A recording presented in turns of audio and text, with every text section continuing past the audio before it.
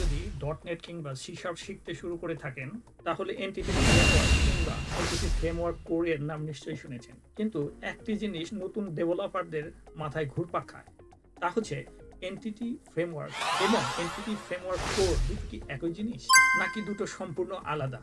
আর 2026 সালে একজন নতুন ডেভেলপার হিসেবে কোনটা শেখা উচিত, আজকে আমরা পুরো বিষয়টা একদম সহজ বাংলায় বুঝতে চেষ্টা করব। ধরুন আপনি একটা ফেসবুক কিংবা ই কমার্স অ্যাপ্লিকেশন তৈরি করছেন। এখন ইউজার ইনফরমেশন ডেটাবেজে রাখা আছে, সেই ডেটা আপনার অ্যাপ্লিকেশনে নিয়ে আসতে হবে। আগে ডেভেলপারদের এসকিউএল কোয়েরি লিখে ডেটাবেজের সাথে কথা বলতে হতো, কিন্তু একটা বড় অ্যাপ্লিকেশনে হাজার হাজার কোয়েরি লেখা সময় সাপেক্ষ এবং অনেক সময় খুব কঠিন হয়ে পড়ে এবং কোড মেনটেন করাও অনেক ঝামেলার হয়ে যায়। আর এই সমস্যা সমাধানের জন্য মাইক্রোসফট তৈরি করেছে এনটিটি ফ্রেমওয়ার্ক। এনটিটি ফ্রেমওয়ার্ক হচ্ছে একটা ওআরএম। ওআরএম এর ফুল ফর্ম হলো অবজেক্ট রিলেশনাল ম্যাপার। কিন্তু এই নাম শুনে ভয় পাওয়ার কিছুই নাই। সহজ ভাষায় এনটিটি ফ্রেমওয়ার্ক হচ্ছে একটা ট্রান্সলেটর। একদিকে আপনার সি শার্প অবজেক্ট, অন্যদিকে ডেটাবেস টেবল।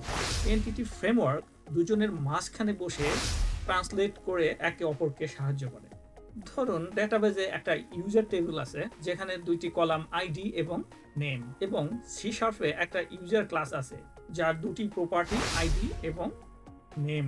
এখন ডেটাবেস থেকে ডেটা আনার জন্য আমাদের এসকিউএল কোয়েরি লিখতে হবে না, আমরা শুধু লিখব context dot users dot to list. বাকি কাজ এনটিটি ফ্রেমওয়ার্ক নিজেই করে ফেলবে। সে ভেতরে ভেতরে এসকিউএল কোয়েরি জেনারেট করবে এবং ডেটাবেস থেকে ডেটা নিয়ে আসবে। তাহলে এনটিটি ফ্রেমওয়ার্ক বা EF6 কি?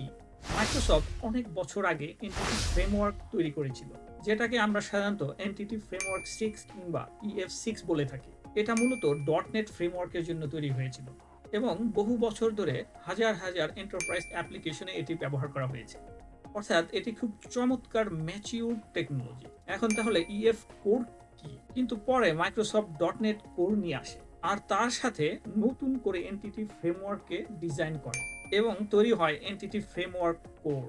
অর্থাৎ EF কোর হচ্ছে এনটিটি ফ্রেমওয়ার্কের মডার্ন ভার্সন। এটি ফাস্টার, লাইটওয়েট, ক্রস প্ল্যাটফর্ম এবং ক্লাউড অ্যাপ্লিকেশনের জন্য আরো বেশি করে অপটিমাইজড।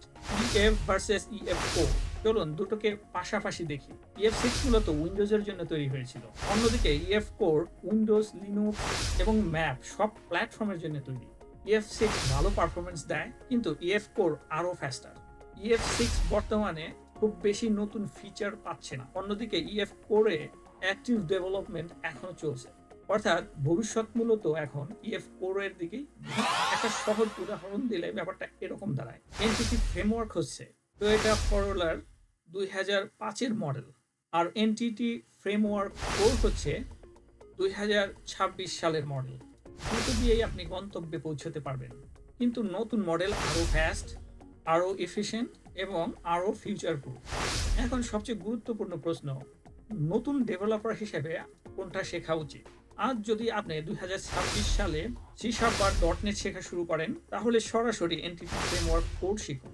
কারণ বর্তমানে ASP.NET core, microservices, daughter, cloud application এবং প্রায় সব নতুন প্রজেক্টেই এনটিটি ফ্রেমওয়ার্ক কোর কিংবা EF কোর ব্যবহার করা হচ্ছে।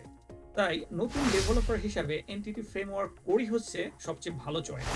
এক লাইনে যদি বলি, এনটিটি ফ্রেমওয়ার্ক হচ্ছে মাইক্রোসফটের ORM টেকনোলজি, আর এনটিটি ফ্রেমওয়ার্ক কোর হচ্ছে তার মডার্ন, ফাস্টার এবং ফিউচার প্রুফ ভার্সন। ভিডিওটি ভালো লাগলে সাবস্ক্রাইব করতে ভুলবেন না। আমি নূরে আজাদ, ডেনমার্ক থেকে। দেখা হবে পরের ভিডিওতে ইনশাআল্লাহ। আসসালামু আলাইকুম।